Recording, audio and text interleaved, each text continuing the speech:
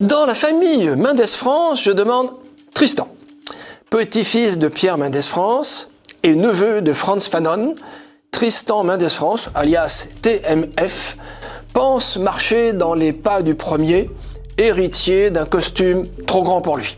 Énième observateur stipendié de l'extrême droite, TMF a occupé toutes les fonctions.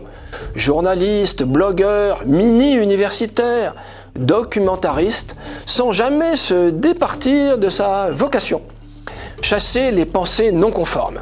À la tête d'une croisade acharnée contre les médias dissidents et le parti frontiste, il est un des importateurs du cancelling anglo-saxon, misant sur la couardise des marques et la solidarité de la société marchande. Né en 1970 à Bordeaux, il est marié à l'universitaire Célia Trigano, la petite-fille d'André Trigano.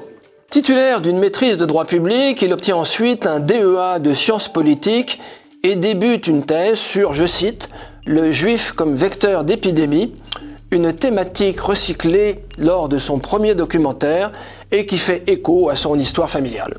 Tristan Mendès-France est l'assistant parlementaire de Michel Dreyfus-Schmitt, sénateur du territoire de Belfort entre 1998 et 2008. Ce dernier est connu pour ses opinions progressistes, mais également pour avoir été président de la section française du Congrès juif mondial de 1982 à 1986 et membre du comité directeur du CRIF. Il poussera Michel Dreyfus à interpeller le ministre de l'Intérieur pour expulser la fraternité saint-pédiste de l'église Saint-Nicolas du Chardonnay. Il milite dans sa jeunesse à Ralfron, fortement noyauté par la Ligue communiste révolutionnaire.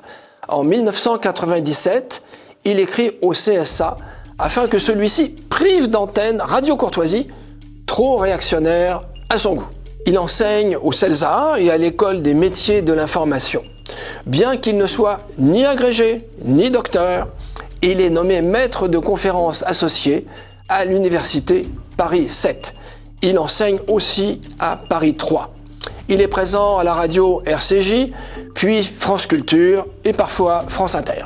Il figure sur la liste du Parti radical lors des élections municipales de Louviers en 1995 et il fut pendant 17 ans le secrétaire général de l'Institut Mendès-France. Il est proche de Rudi Reichstadt, fondateur de l'Observatoire du conspirationnisme, alias Conspiracy Watch. Cet observatoire recevra 60 000 € au titre du fonds Marianne, créé par Marlène Schiappa. Pour finir, une citation dans la Croix du 4 août 2020.